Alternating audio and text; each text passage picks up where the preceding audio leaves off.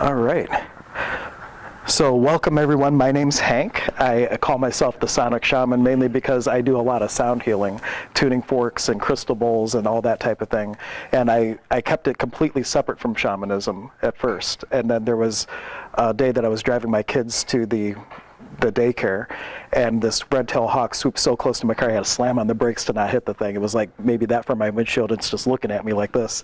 And I had that, in that moment I had this inspiration to, just Sonic Shaman came into my mind, and I'm like, oh, I'm gonna bridge these two. And then I started doing, like on the third Thursday of every month, I have the mesa set up, and then I have crystal bowls, and I do a Sonic Shaman concert. So I'll do the same ceremony I'm doing now, but then I incorporate the sound healing.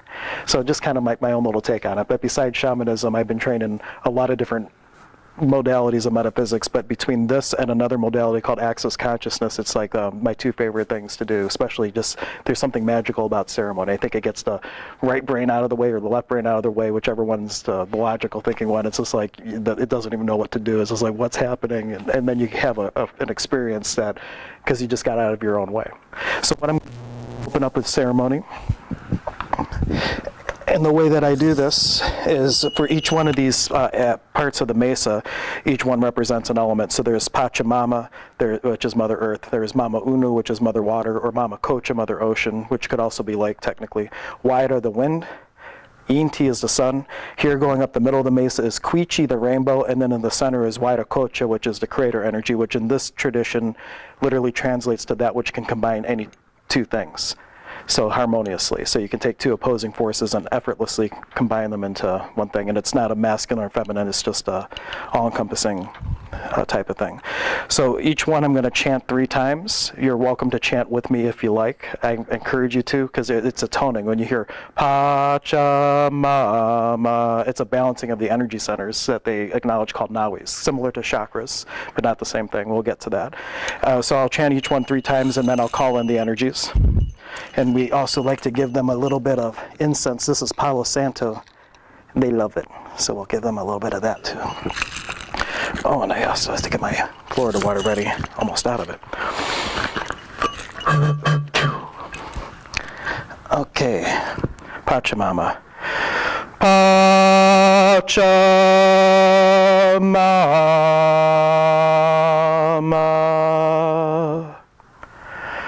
Pachamama.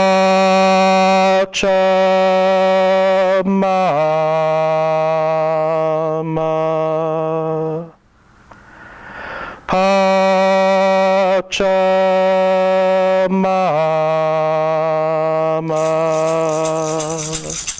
Oh, Pachamama, ompui, ompui, ompui. Iari, Pachamama, ompui, ompui, ompui. Iari, Amaru, ompui, ompui, ompui.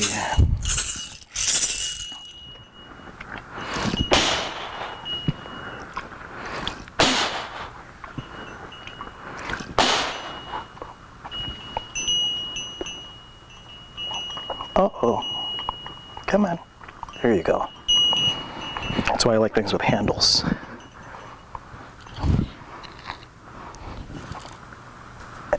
And Mama Unu. Mama Unu. Mama Unu. Mama Unu.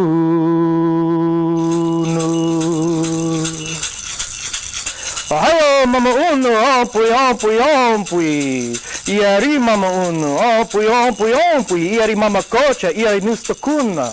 Ompui, ompui, ompui. Iari, Texelepu, ompui, ompui, ompui. Iari, Atarango, ompui, ompui, ompui. Iari, Mama Kia, ompui, ompui, ompui.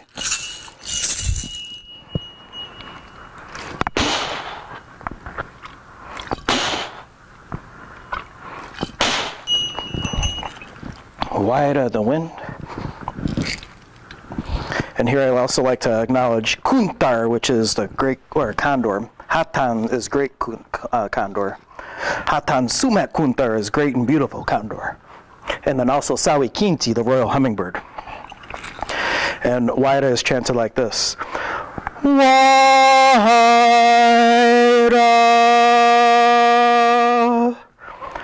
Waira.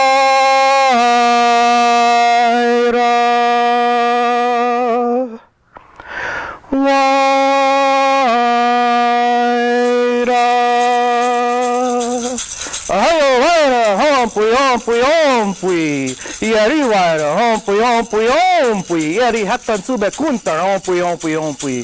Ieri sawi kinti, ompui, ompui, ompui. Ieri wika waira, ompui, ompui, ompui. Nike.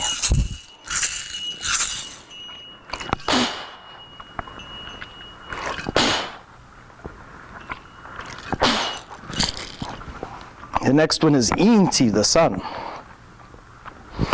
And Inti is chanted like this. Oh, I forgot the incense. You want a little bit too, I'm sorry. There we go. Inti.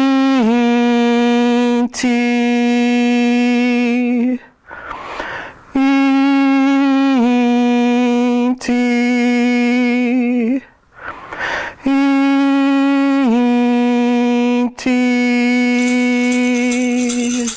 Ahayo inti, ompui, ompui, ompui, iari inti, ompui, ompui, ompui, iari inti taita, ompui, ompui, ompui, iari wilka inti taita, ompui, ompui, ompui, iari tetse muhu amaru, ompui, ompui, ompui.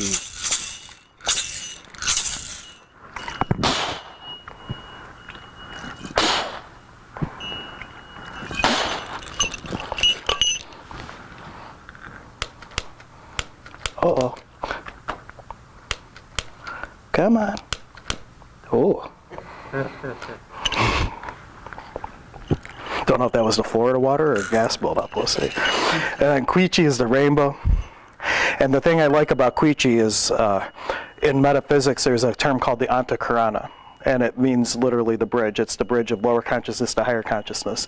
So when I found in this tradition that this middle part going up to Huayracocha is called Quichi, the rainbow, there's just a huge significance in metaphysics for them calling that, which was also the original name for the Tower of Babel, was the Antakarana. That was the bridge to God that they were building. So a lot of significance with this that overlaps with other mystical teachings.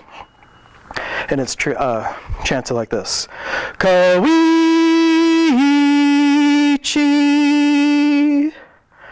Koichi, Koichi.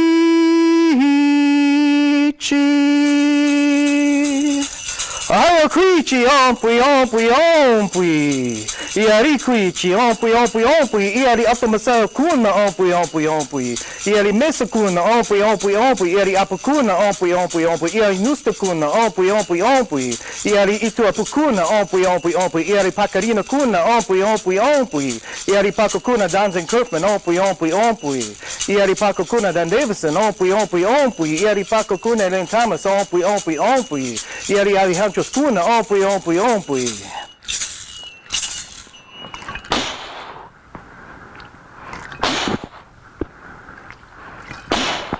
And finally, Huayracocha, the creator energy. Huayracocha.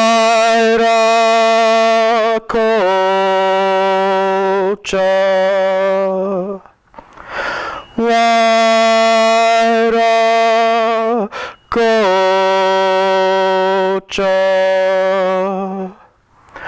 Huayracocha.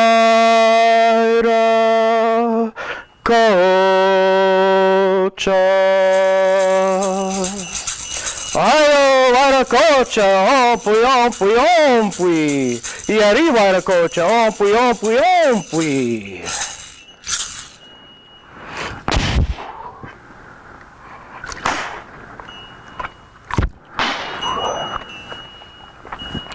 Okay. So that's a traditional opening. It doesn't have to be elaborate. Sometimes when we open a circle, it may be just taking the mesa from the middle and honoring the directions, and you don't even speak anything. But for events like this, I like to vocalize a little bit more, because in a sense, a shaman is a showman, in a sense. Because all the ceremony and everything is something that sometimes people need, but all the healing can happen in a blink of an eye. But people have all this pain that they've built up over their whole lifetime. How can you just take it away in a blink of an eye? So sometimes it's the ceremony that puts them in a space where they can accept the healing, because you're doing things that they're not accustomed to. And it just opens up a space that they can step into then. And then as the healer, you're just there to observe it, which is great. You're just holding you're allowing them to hold the space for themselves, really. So just to give a little bit of history about the tradition, but mostly I like to open these types of things up for questions and answer the questions that you have. But I'd like to tell you how I personally got into it. This set of stones here is called jumpy stones, and I didn't have those out last time. My friend Dave Orlasky, he traveled the world with Ken Harsh before he passed, and I don't know if you know Ken, but he was like the godfather of crystals. And he would go to the places where the crystals were, and he would make rock buying trips out of it. So he would go to Peru to buy jumpy stones, he'd make a trip out of it, and basically with the trip he would get to go down there for free and just buy all his stuff and ship it back to himself. And so he was the cheapest on stones, like the things that other people are charging $50 for, you might be able to get for 10. It was insane. But that was his business model. He wanted to make things available and travel the world. So I couldn't go because I was in the, building a family mode, so Dave went. And he went to Peru first, and he went to Egypt and all these places. And when we were roommates at Fellowships of the Spirit, because we both studied in Lilydale, New York, going through their 2-year program for mediumship and whatnot, he gave me these first 7 stones here. Not the 8th one and not the hand ones. And he's like, I got these for you when I was in Peru. And I'm like, oh, thanks, this is amazing. And I said, well, how do you use them? He's like, I have no clue. And so I started looking, chumpy stones online, and I finally found Zane Curfman, who wrote the book Inka Mountain Magic. And he's like, well, I could teach you how to use them, but it's part of an apprenticeship. And I'm like, okay, so what's involved in that? And he tells me, and I'm like, well, it's hard to find that many people that want to do that. So for 2 years, I had him teaching 1-day and 2-day workshops, building enough interest, and then finally did the apprenticeship, and I finally learned how to use them. So I reached out to my I learned how to use them, so come to the office and I'll do the ceremony for you. And he came to the office and he brought me these other 2 hands and the 8 stone. He's like, I never told you this, but I got this set for me. And they all came from different villages. And they look like they belong together, but he got one from this village and one from this village, and he put that together the most beautiful set. Because if you ever see other ones, this is a spectacular set. And he's like, and then at Fellowships, Spirit told me to give them to you, and I was pissed, essentially. He didn't really say pissed, but he's like, Spirit, and I was like, oh man, he didn't really want to give them to me, but he gave them to me anyway. And he's just like, now seeing this come full circle with how big, because it set me off on this whole path to find the shamanism and embrace it and everything. And so I did the ceremony for him, and he's like, and here's the last 3 stones that I got to go with the set, and he gave me the last 3. So it was just kind of a full circle, and the original sets were actually only 5 stones, because they have 5 energy centers called nawis. And it's not like chakras. Chakras are discs and they spin. It's more like energy distribution. A nawi are lenses of energy, just like a camera lens, which open and close. And so you have one at the tailbone, which is Mama Unu, one at the navel, which is Pachamama. You have one at the heart, which is, Inti. I did that last time too. Boom, boom. One at the heart, which is Inti. Then the throat is Waira, the wind, and then Huayracocha. When the Spanish came in and they saw these stones, they started making them in 7s, and they correlated to the chakras instead because of the Spanish influence. But the beautiful thing about the Q'ero Indians, they were so high up in the mountains that when the Spanish came in to conquer, they couldn't go that high. So they had some kind of a indentured servitude type thing where they would make them work their fields, but they didn't go up and actually conquer the people. And they were up in the mountains relatively undiscovered until not too long ago. There was an anthropologist in Cusco, and these people came into the village to sell their cloths, and he noticed that the type of weaving that they did hadn't been done in a couple hundred years, because these people are still walking around with like these looms on their back, and the whole village is just weaving these cloths so they can trade them for their rice and potatoes and quinoa and coca leaf and all these things. And he's like, where are you people from? This hasn't been done in hundreds of years. And they discovered that there's these groups of Indians living up in the mountains that preserve, they say they're the descendants of the Inca, and that they preserve the tradition. And there's 2 levels of the priesthood. There's the Pampa Masayok, which is, they call that the 3rd level, and that's more fear-based. And they have these spirits called Apus, which are the mountain spirits. And in the Pampa Masayok tradition, if you don't do what the Apus tell you, they'll punish you. And the Alta Masayok tradition, which is what I'm trained in, the Apus are your friend. They would never hurt you. They're there to help you. And so one's more fear-based and one's more love-based. So, and they work together, which is the nice thing. Pampa Masayok, everything has to be so perfect for the ceremony to work. And if you're doing something called a despacho and you're putting, the shell here, and they think it's supposed to go here, they'll say, oh, no, it has to go here. And the Alta Masayok will say, well, why? And they'll tell them, they're like, okay. And they just go along with it. But the Alta Masayok can do everything 100% wrong in a ceremony and still get the result, because they're doing it from the heart. Pampa Masayok has to do it how they were taught, and it has to be picture perfect, otherwise it won't work. So just kind of a difference in the tradition. And the whole tradition hinges around a concept called Aini. Has anyone ever heard of that? It's basically a divine exchange. I always mispronounce the actual word, reciprocity. Am I close? Yeah, okay, close enough. But it's always a divine exchange. So they believe that there's always an energy exchange. And if you're someone that always gives and gives and gives and gives and you cannot receive, you build up an energy called hucha, which is a heavy energy.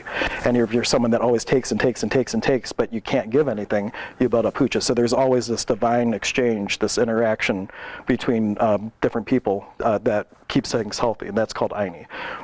So when you go to a village, if you're learning something or if you're doing anything, there's always not an expectation, but a knowing that if you want to do this and be in a lighter energy, which they call Sami, you would always want to give an exchange of some kind. And the shaman would also be responsible for the community. If there was a landslide or something that wiped out a village, the shaman has all these extra cloths and bags of rice from having been paid for their services and things, and they save that, and then when the community is in need, they give back.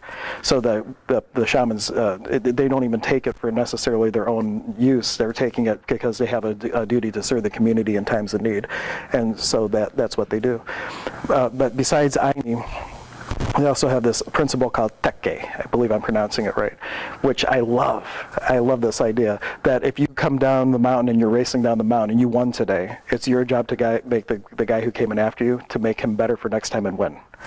And so it's really an effort of collaboration and cooperation, which is what my whole business model is based on. Outside of this, my company's Holistic Health and Healing. My motto is cooperation, not competition.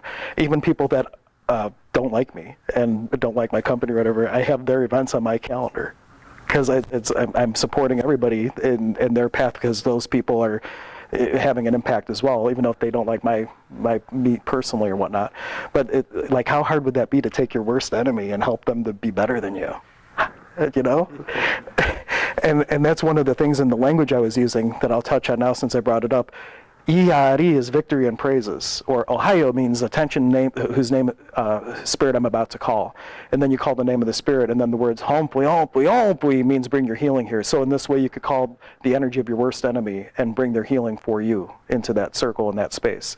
So in this way, everything is serving one another, even people in apparent conflict. They have a healing for one another. And so in a circle, you could bring in that energy and use that. And they even say that one of the techniques they teach in shamanism, called the huchamikwi, is one where you are processing the heavy energy of somebody else. So you're digesting someone's hucha for them. And you can't use it as a healing technique until you've digested. You start with a family member, you eat their hucha, and then you do a stranger, maybe at a gas station that's upset because the pump's not working. Oh, you eat that hucha, or at the grocery store because someone got in the wrong line and they're still waiting, and you go zipping through them. All that's fair game when it's on the ethers. So you eat their hucha, then you eat the hucha of your worst enemy. And after you've done that, then you can use it as a healing technique for anyone. But that's kind of like the training that they teach with that. But there's two energies mainly, and there's hucha, which simply means heavy, and there's sami, which means light. And of those, there's different labels and things and different layers of that as well. But it's strictly a perspective thing. So hucha for one person might be sami to another. And the way that my teacher describes it, which I think makes a great visual, is angel poop. Their hucha is sami to us. And our hucha is sami to the underworld. So it's all matter of perspective, but it's all just energy, and they don't have a belief of good or bad. It's just heavy or light based on where you're at. And so if you ever were in a position where you got to meet the Pope, my teacher would be like, I would love to eat his hucha because that's sami to me, you know, just to give an illustration of, you know, what that entails. So you have sami and hucha, the heavy and the light. And the mesa itself is kind of a mapping of the soul and alchemy. You have Pachamama, earth, and it's like if you're working with something and you're working it through the mesa, it's a process of alchemy, earth to water, water to wind, wind to fire, then the transmutation of that energy into a lighter energy of Sami. The left side is the raw creative power of the universe, so that's all the feminine. And then the right side of the mesa is the more structure and order of it. And I would say that there's shamans that are both sides. The ones that operate only in the chaos are the ones that whatever they put out to the spirit world it's going to happen, but it might not happen in quite the way you anticipate it. It reminds me of the evil genie. Have you ever seen where I wish for the pile of gold and it appears above their head and crushes them? It's that kind of thing. Like you're tapping into the raw creative power of the universe with no structure in which to contain it. And so the production of that creation and manifestation can be very chaotic. And then you have the ones over here that can have the picture perfect ceremony, but their ceremony has no soul to it. Even though it's picture perfect, they did everything right, there's no power behind it. And so walking the middle path, which is what my teacher teaches and what I teach, you access all this while being able to hold a container for it to bring it into physical manifestation in the way that you have a vision for it, instead of just tapping in and just letting it fly. Or my other analogy for it is to think about an orchestra, and you're the conductor. And if you're only using the left side, it's like just having everybody being a free-for-all. They can play whatever they want. They could all be playing a different score of music, and it's just chaos. And the other one is you're so technical, it has to be all the right timing and all the right thing. It's so technically perfect, but people aren't moved by your music at all. It's being able to combine the two and have the power behind it while having enough structure where people can recognize what it is. Make sense? Absolutely. So that's my overview. And now I will ask what questions you have. Because there's got to be questions. We had more people last time that could ask questions. Now we only have 3. And 33 people that will be watching this afterwards on the live stream. Where did you start in general on your path, I guess, before this? What was your first couple steps, I guess, into getting there? Well, getting sober. I'm a retired professional drinker. I got sober in March of 2006, so I'm around 12 years now sober. And I'm a wide open empath, and I've always been like that, possibly due. I didn't know this until recently, because I got a reading from somebody at Fellowships of the Spirit in Lilydale, and they're like, "Did you die?" And I'm like, "No, I didn't die." And they're like, "No, I think you did die." I'm like, "Well, I would think I would know if I died, right?" So I'm telling my mom about it. She's like, "Well, kind of." I'm like, "What do you mean, kind of?" And apparently, I was really late, and the placenta had disintegrated. They didn't know this, and my grandmother in Cleveland had a stroke. We used to live in Pittsburgh. That's where I was born, and when they found out that my grandmother had had a stroke, they made the doctors induce labor because they wanted to be able to travel to come visit family or whatnot. And they found that they don't even know why I was alive, because there was no nourishment for who knows how long. The placenta had disintegrated. And every time my mom had a contraction, the little heart monitor thing, it would show that her heart would stop and my heart would stop. She had a near-death experience. And I believe that I don't have a recollection, though. I've gone back with past life regressions and things, and also some journey work. And I saw that space where I was deciding whether or not to still come. Because even before I came into this incarnation, my brother had tried to kill me, trying to stab my mom through the womb with a butcher knife. And so I think part of my spirit was like, F that. I'm not going, who wants to go in and deal with all this stuff? And but I came and I think that's where I just had because birthing is a time of forgetting.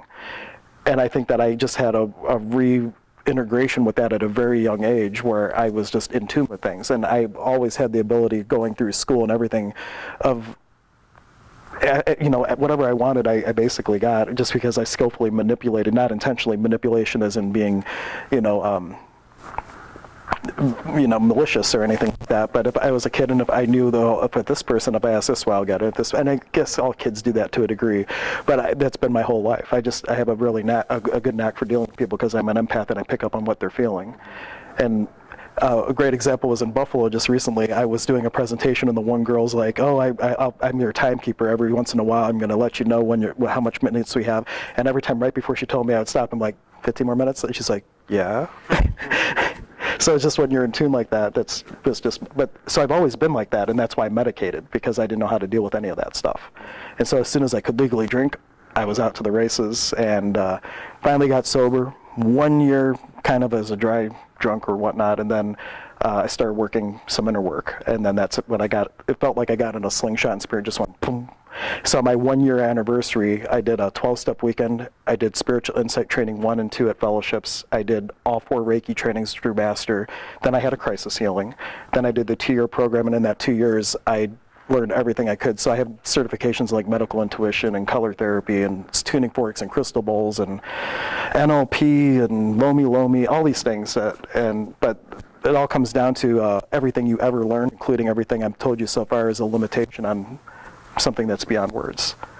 So you always take everything that you learn, and then you go inward and you find out what's the missing piece that I have for this. How do I take everything's a trampoline for you to take it to another level. And unfortunately, or fortunately, there's a lot of modalities that, like Reiki, this is this hand position, and this is this hand position, and everything's like in a box, and there's not a lot of encouragement to be flexible, make it your own. It's like you do it this way, how the teacher taught you. And my thought is everything you've ever learned is a limitation, and unless you can take it to the next level, and that's only for everybody has their own next level for that. But you make everything your own, and you go inward to find out what pieces of this, like even the Sami Chikui technique, I've modified it. I told my teacher what I did, and he's like, "Wow, that's beautiful. I love that." Because there's this one, it's called the Sami Chikui. So we'll teach you a healing technique tonight, which is always fun. And you visualize your auric field, where they call it the Paqo. It just means bubble. So they have a different word for aura. But you visualize it opening at the top and a purple iridescent ring cascading down through your whole being, both known and unknown, and washing away any heavy energy down to the bottom, and creating this beautiful packet of hucha. And then you offer it to Mother Earth, and she comes and takes it. And the important part with that is you always give it with gratitude, because all these experiences, these heavy things that you're holding on to, these experiences have created for you these pearls of wisdom that you can share with your fellow man. So you're grateful for the sucha. It's like if I came to your house for a dinner party and I said, "Oh, I wanted to get you a nice bottle of wine, but I just got this $2 Chuck stuff from Trader Joe's. I hope you like it. Do you really want that wine?" Or if I go in and be like, "Oh, you told me you were making chica coco vin, and I researched and I found this is the best one, and oh my gosh, I'm so excited for you to have this," and I give it to you, it's a whole different thing. So it's like you're giving that energy to Pachamama, like that bottle of wine, like, "Here you go, this is something that's precious to me, and I'm giving it to you," and then she'll transform it. But if you aren't really done with it, she won't take it.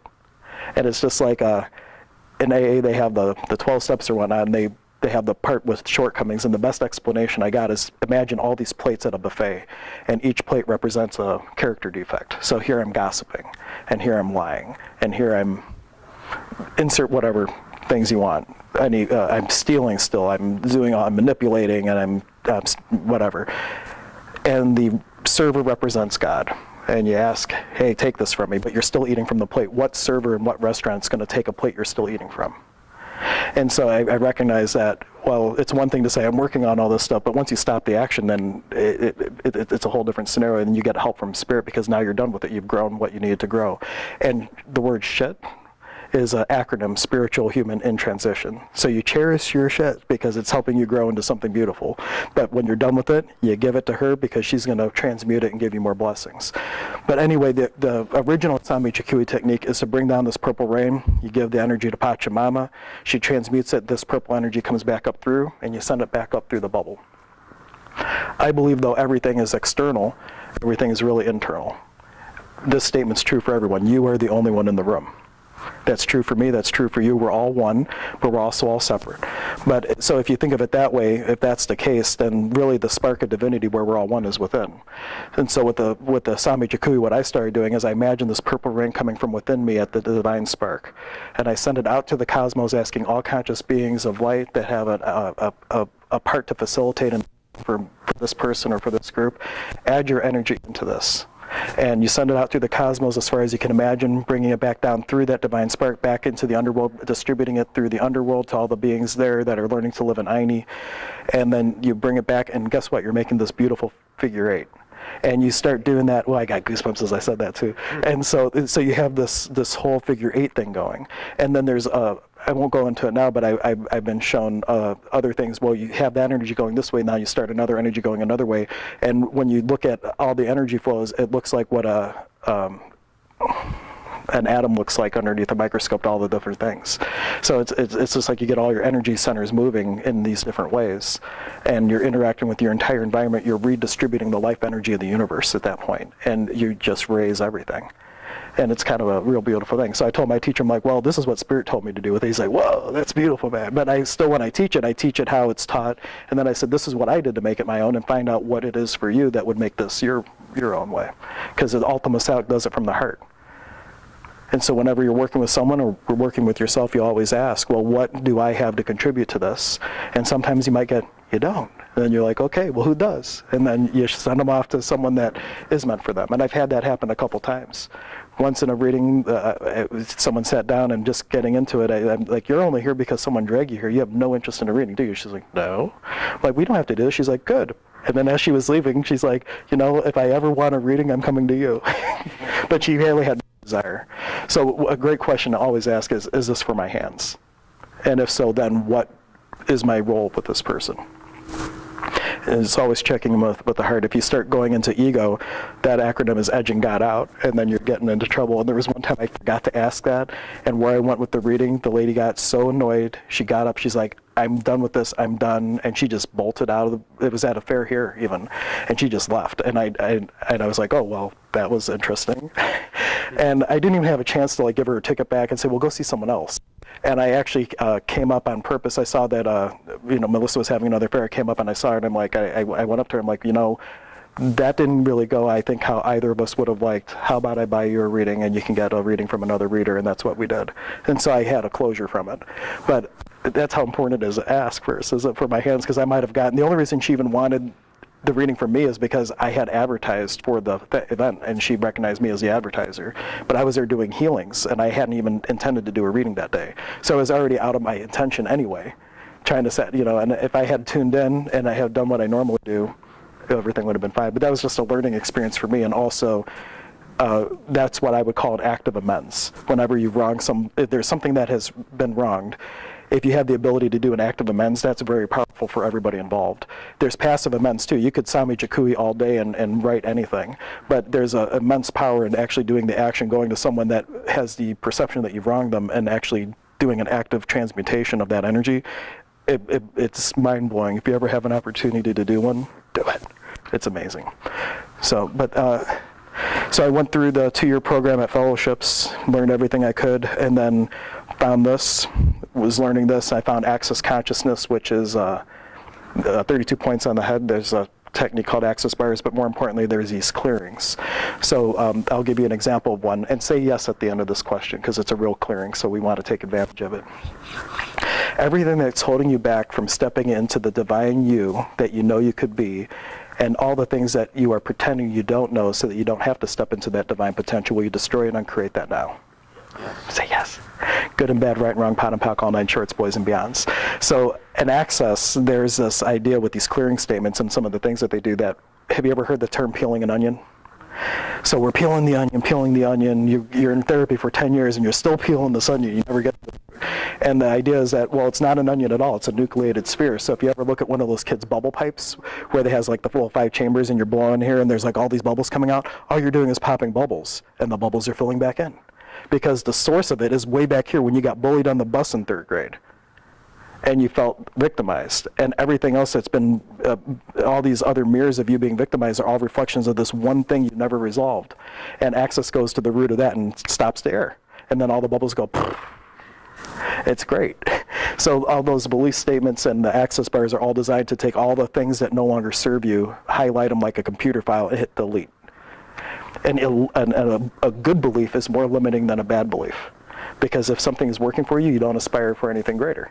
I have enough. This is perfect. But you could ask instead, being the question, well, how does it get better than this? And the universe will show you. But if you're in pain, then you'll actively seek out something better. But once you have the house and the car, we got just enough money to get by, everything's good, you stop looking. And that belief that everything is good enough is one of the most limiting things. So every time in our lives, from our childhood all the way up through now, for any past lifetime, future lifetime, our experiences in other dimensions where we have accepted good enough as the best we could be, we would destroy and uncreate that? Say yes. Good and bad, right and wrong, pot and Paqo, all 9 shorts, boys and beyond. Sorry, that's not shamanism, but it's cool anyway.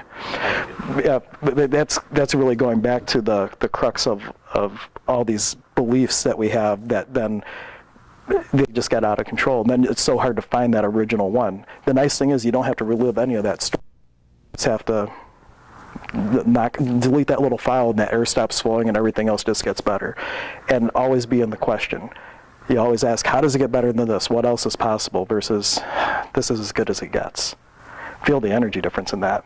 And your brain actually responds differently to a question. They've demonstrated through topographical brain mapping. Feel the difference in the statement, I am a divine being, versus why is it I love being a divine being? When you ask a question, your brain gets engaged differently, and it actually starts saying, well, why is it I love being a divine being? And it will look to create the answer and find the answer. And then once you find out, you ask another question. You always stay in the question. The question empowers, the answer always disempowers because you stop looking.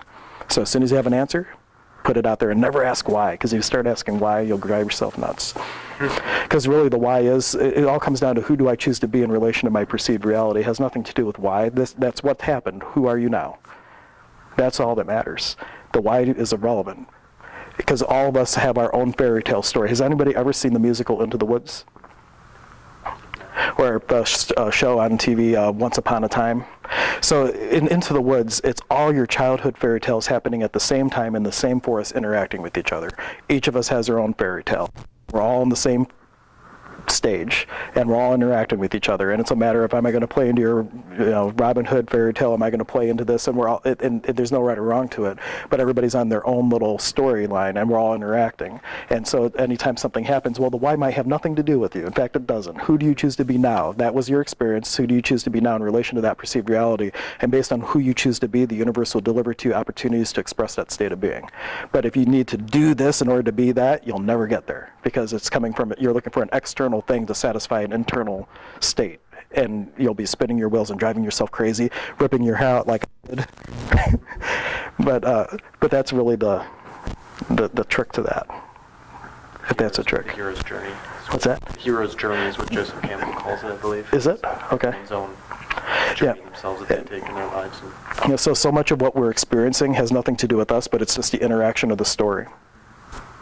That person that you just passed, they were on their way to grandma's house, and why did they cut me off? Well, because they had nothing to do with your story, it's theirs. And so get over it. And who do you choose to be now? I choose to be understanding. I choose to be compassionate, because I don't know what their journey is. And the original word for sin, does anybody know what that word was? It was an archery term. It meant to miss the mark. So if I'm the archer and I do that, and I hit that board over there right at between the D and the B and wild bear and the incense display, and you say, oh, he missed. How do you know what I was aiming at? So like when it comes to sin, the only person that can truly judge that is the person, because they're the only ones that know what mission they're on, what journey they're on, and everything else is a judgment. And so be in the space where I don't know their journey, as horrific of choices that they made, from our perception anyway, because in reality there's no good or bad in the absolute sense. In the duality, absolutely we have good and bad. The greatest truths are paradoxes, because you have an absolute truth and a relative truth, and they always appear in conflict. Birds of a feather flock together, opposites attract. Both are true.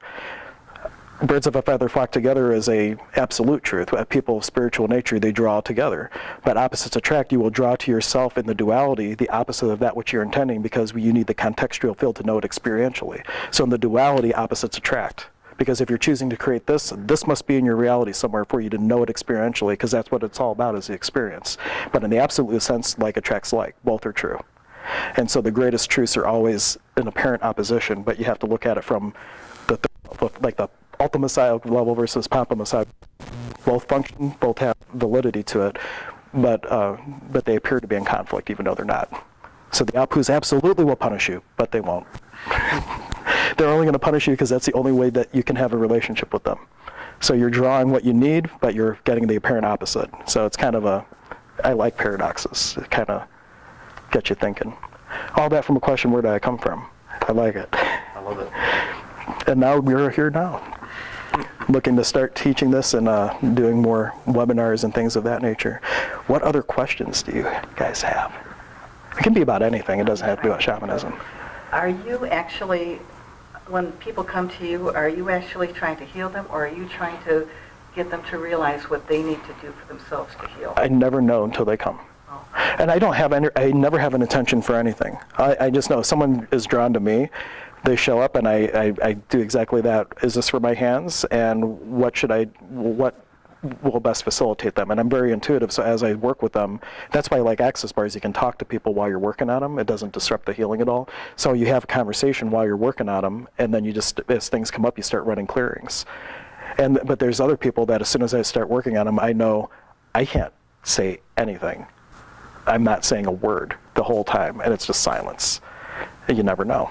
And how do you work on them? What do you do when you're working on them? Well, with the access bars, it's the 32 points in the head. But if what I have found recently, like a 90-minute session would be like the perfect first-time session, where you can do bars at the beginning. As I do these energy pulls, I call them the shamanic energies, And their Pacarina and their Ituapu, which in this tradition are the high point and the low point of where you were born physically. Those are the nature spirits that hold the blueprint for the perfect you. So every time that I work with someone, if I'm guided to, I call in the spirits of their birthplace to re-imprint them with their blueprint for their path. So I'll call in all the energies, I'll call in whatever I'm guided to, and then as I go through the bars, if I feel that there's blocks somewhere, I'll play some crystal bowls or do tuning forks, or I'll just say, this is what I'm feeling. The points we're on right now are about money and creativity. And I'll run a clearing about their inability to receive, because a lot of people don't think they're worthy of money for whatever reason. But a lot of times upbringing, that's just how it is. You have to work hard. No, you don't necessarily, but if you're not working hard, you can't earn money. So people aren't working hard in their perception, because how many people have had the experience, no matter how hard you've worked, it's never good enough. So if you have the belief you have to work hard in order to have money, but what you do is never good enough, you'll never have money. So it's like little things like that. So as I work on people, if I pick up on things like that, I'll run clearings. But there's also been times where one of my most regular clients, the first time she came in, I was all excited, I had my bowls ready, I had my forks ready, and I got from Spirit, just do Reiki. I'm like, really? I haven't used Reiki in years. And they'll use Reiki. I'm like, okay. So I'm just doing Reiki, just real light energy. And at the end, she's like, you're the first person I'm going to actually come back to see again. I'm like, really? Why is that? She's like, everybody I go to, they just throw everything they got at me, and I'm so sensitive energy, I can't handle it. And you're the first person that I feel like you gave me just what I needed. So I literally follow my intuition, so I never know how a healing's going to go. Yeah, you never know. I don't think other questions. Where is the fellowship you speak of? Oh, Fellowships of the Spirit is in Lilydale, New York. And it is one of the churches, they bought a restaurant right outside the gates and converted it to a learning center.